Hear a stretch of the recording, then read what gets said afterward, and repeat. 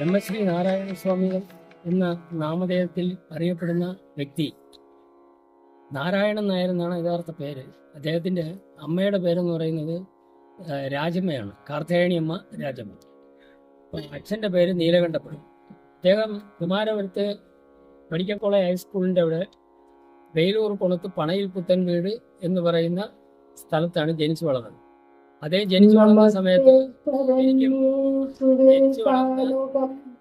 ജനിച്ചു വളർന്ന് കുമാരപുരം UP സ്കൂളിലും മെഡിക്കൽ കോളേജ് ഹൈസ്കൂളിലും വിദ്യാഭ്യാസം പൂർത്തിയാവുന്നതിന് മുമ്പ് മാന്ത്രിക കർമ്മങ്ങളും താന്ത്രിക വിദ്യകളും ഒക്കെ പഠിക്കുവാൻ വേണ്ടി വെങ്ങാനൂര് നമ്മുടെ ഗംഗാരമുള്ള ആശാനും കുമാരമുള്ള ആശാന്റെയും ശിഷ്യത്തിൽ അവിടെ പോയി മാന്ത്രിക കർമ്മങ്ങളെല്ലാം പഠിച്ചു. അദ്ദേഹം പൂജാതി കർമ്മങ്ങൾ ചെയ്യുന്നത് സ്വന്തം വീട്ടിലെ പൂജാമുറികൾ നിർമ്മിച്ച് അവിടെയാണ് അദ്ദേഹം പൂജ നടത്തിക്കൊണ്ടിരുന്നത്. അത് കഴിഞ്ഞതിന് ശേഷം അദ്ദേഹം പ്രതിഷ്ഠ ചെയ്യാത്ത ക്ഷേത്രങ്ങളില്ല.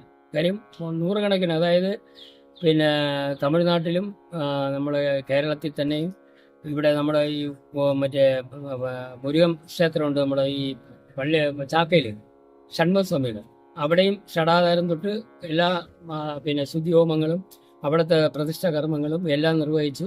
ഇവിടെ ഒരുപാട് ക്ഷേത്രങ്ങളിൽ ആറ്റിങ്ങൽ പോരാണി അവിടെ ഷടാധാരം തൊട്ട് ബാക്കിയുള്ള എല്ലാ ശിവപ്രതിഷ്ഠയും മറ്റ് ദേവി പ്രതിഷ്ഠകളും അവിടെ ചെയ്തു. അങ്ങനെ ഒരു നല്ലൊരു പാണ്ഡിത്യമുള്ള ഒരു സ്വാമിയായിരുന്നു അദ്ദേഹം. 33-ാമത്തെ വയസ്സിൽ ഇവിടെ വരികയും വരുന്ന സമയത്ത് പൗടിക്കോണം ജംഗ്ഷനിലൊരു ശിവാനന്ദ പണിക്കർ എന്ന് പറയുന്ന അദ്ദേഹത്തിൻ്റെ കടയുടെ മുകളിൽ ഒരു ബോർഡും വച്ച് അദ്ദേഹം അവിടെ ഒരു പ്രശ്ന ബോർഡൊക്കെ വച്ച് ജ്യോതിഷാലയം തുടങ്ങി അവിടെ ഇരിക്കാനിടയായി. അങ്ങനെ ഇരുന്നപ്പോൾ എൻ്റെ ഭാര്യയുടെ അമ്മ ഇവിടെ സ്വപ്നം കണ്ടു. രാത്രി സ്വപ്നം കാണാനിടയായി. ഈ സ്ഥലത്ത് ഒരു ശിവലിംഗവും പാമ്പും ഇങ്ങനെ ചുറ്റി പെനഞ്ഞുകൊണ്ടിരിക്കുകയായിരുന്നു. അപ്പോൾ അങ്ങനെ എന്നും കട്ടോണ്ടിരിക്കുന്നത് കൊണ്ട് അദ്ദേഹത്തെ വിളിച്ചിട്ട് പറഞ്ഞു, ഇവിടെ ആദ്യം ഒരു 5 സെന്റ് സ്ഥലം ഇവിടെ ഫ്രീ ആയിട്ട് എഴുതി കൊടുത്തു. ശിവക്ഷേത്രത്തിൻ്റെ പണി നടന്നു. അത് കഴിഞ്ഞതിന് ശേഷമാണ് ഭദ്രകാളി, കൽക്കട്ട കാളിയാണ് ഇത്. നമ്മുടെ സ്വാമി വിവേകാനന്ദൻ പ്രതിഷ്ഠിച്ച അതേ രൂപത്തിലുള്ള കൃഷ്ണശിലയിലുള്ള വിഗ്രഹമാണിത്. ഇത് പെയിന്റ് ചുമ്മാ അടിച്ചിരിക്കുകയാണ്, കാര്യം കുളിപ്പിക്കാനും മറ്റു കാര്യത്തിനൊന്നും ചെയ്യാൻ പറ്റാത്തതുകൊണ്ട്. അന്ന് മുതൽ നമ്മൾ ഇത് കൃഷ്ണശിലയാണ്, അതിൽ ഇങ്ങനെ പെയിന്റ് ചെയ്താണ് ഇത് പ്രതിഷ്ഠിച്ചിരിക്കുന്നത്. അങ്ങനെയാണ് ഇവിടെ കോവിൽ കെട്ടാനിടയായത് 33-ാമത്തെ വയസ്സിൽ. ഇന്നിപ്പോൾ 85 വയസ്സായി. അദ്ദേഹം ഇപ്പോൾ ഇത്തിരി ഒരു അസുഖവും ഇല്ലായിരുന്നു, യാതൊരു അസുഖവും ഇല്ലായിരുന്നു. ഈ കഫക്കെട്ടിൻ്റെ ഒരു അസുഖം മാത്രം വന്നു, പിന്നെ ശ്വാസം വിട്ടലുണ്ടായിരുന്നു. അങ്ങനെ നമ്മൾ ഹോസ്പിറ്റലിൽ അഡ്മിറ്റ് ചെയ്യുകയും അവിടെ വെച്ച് എഴിച്ച് ചാരി ഈ ഭിത്തിയിൽ ഇങ്ങനെ ഇരുന്നിട്ട് കഞ്ഞി ഇങ്ങനെ കൊടുക്കുമ്പോഴായിരുന്നു ഈ വീരി പോയത്. അതായത് ഈ നമ്മുടെ അഷ്ടമി രോഹിണിയിലന്ന്, അതായത് മകീരത്തിൻ്റെ അഷ്ടമി രോഹിണിക്കല്ല മരിച്ചത്, മകീര നക്ഷത്രത്തിൽ 1.5 മുകളിൽ 1.25 മകീര നക്ഷത്രത്തിലാണ് അദ്ദേഹം നിര്യാതനായത്. അത് കഴിഞ്ഞ് സമാധി നമ്മൾ വന്നു, സമാധി ഇരുത്തി ബാക്കി കാര്യങ്ങളൊക്കെ ചെയ്ത് ഇരുത്തി ബാക്കിയെല്ലാം ചെയ്ത് അങ്ങനെയാണ് സമാധി മണ്ഡപത്തിൽ ഇരുത്തി കാര്യങ്ങളൊക്കെ ചെയ്യുന്നത്. അതാണ് അദ്ദേഹത്തിൻ്റെ ജീവിത ചരിത്രം. ഞാൻ അദ്ദേഹത്തിൻ്റെ മൂത്ത സൗകര്യമാണ്, ശേഷാറിനാണ്. ഞാൻ ഒരാളെ ഉള്ളൂ. ഞങ്ങൾ രണ്ടും കൂടെ ഒരുമിച്ചാണ് വന്നത്. എനിക്കന്ന് 13 വയസ്സേ പ്രായം.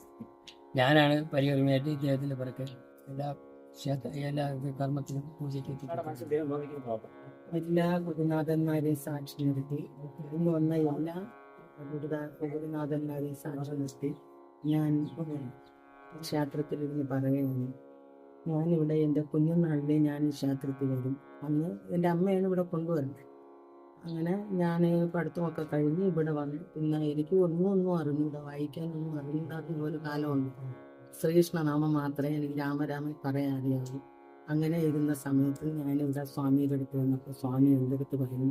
ഞാനപ്പോഴും വായിക്കാൻ ഇറങ്ങി വിശ്വാസമൊക്കെ പറയും, മൃത്യുഞ്ജയ മന്ത്രം ഇതൊക്കെ ഞാൻ പറയും. അപ്പോൾ ഈ സ്വാമി പറഞ്ഞു, ശ്വാപന വേണം, നാളെ കാലത്ത് വലിയൊരു ആചാര്യാവും, ഒരുപാട് ശിഷ്യഗണങ്ങളെ പഠിപ്പിക്കും, അതിലൂടെ ആ ലോകം അറിയപ്പെടുന്ന ഒരാളായി മാറും. പക്ഷെ 60 വയസ്സ് കഴിഞ്ഞതിന് ശേഷമേ അതുണ്ടാവും, കൂടുതൽ അറിയുള്ളൂ എന്നോട് പറയുകയും എല്ലാ വർഷവും ഉത്സവത്തിനും ആ ഭഗവാന്റെ ആ തിരുനടയിലിരുന്ന് രാമായണം വായിക്കും. പിന്നെ ഉത്സവത്തിന് ഞാൻ ദേവി ഭാഗവതം വായിക്കും. അങ്ങനെ അന്നും ഇന്നും സ്വാമി ഇവിടെ ജീവിച്ചിരിക്കുന്നതായിട്ടാണ് നമ്മൾ കാണുന്നത്. നല്ലൊരു പിന്നെ മാന്ത്രികനും പിന്നെ ഒരു സഹായിയും ഒക്കെയാണ് സ്വാമി. നല്ല ഒരു എന്നുവെച്ചാൽ ഞങ്ങൾ മനുഷ്യനായിട്ടല്ല സ്വാമിയെ കണ്ടത്, ഒരു ദൈവം എന്ന് വേണോ നമ്മൾ പറയാൻ, അല്ലാതെ മനുഷ്യനായിട്ടല്ല. എപ്പോഴും വന്നാലും ഇവിടെ വന്ന് സ്വാമിയെ കണ്ടിട്ട് പോകും. നല്ല ഒരു കാര്യം എനിക്ക് നടക്കുമ്പോൾ ഞാൻ സ്വാമിയെ വന്ന് കണ്ട് ഇന്നതുപോലെ ഈ കാര്യം നടത്തിയെന്ന് സ്വാമി വല്ല പാളീച്ച വല്ലതും ഉണ്ടോ എന്ന് ചോദിക്കുമ്പോൾ സ്വാമി നോക്കിയിട്ട് പറയും, ഇല്ല സ്വാമിനെ ഇറങ്ങാം, എൻ്റെ മക്കളുടെ കല്യാണം, എൻ്റെ മകള് ലണ്ടനിൽ പോകുമെന്ന് വെച്ചാൽ ഇന്ത്യ വിട്ട് പോകുമെന്ന് സ്വാമി ആദ്യം എന്നോട് പറയുന്ന സ്വാമി നല്ല അറിവുള്ള ഒരു സ്വാമി. പക്ഷേ ഈശ്വരൻ നമുക്കൊന്നും പറയാൻ പറ്റൂലല്ലോ.